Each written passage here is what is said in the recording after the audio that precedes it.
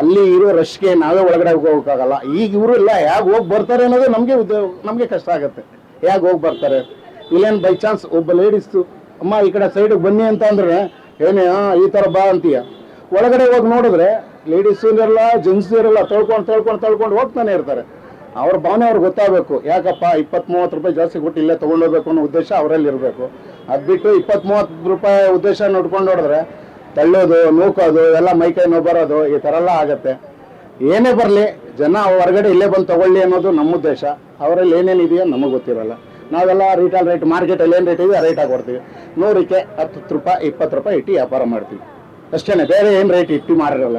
ಮಾರ್ಕೆಟಲ್ಲಿ 200-250 ಮಾಡ್ತಾರೆ, ನಾವು 250-300 ಮಾಡ್ತೀವಿ.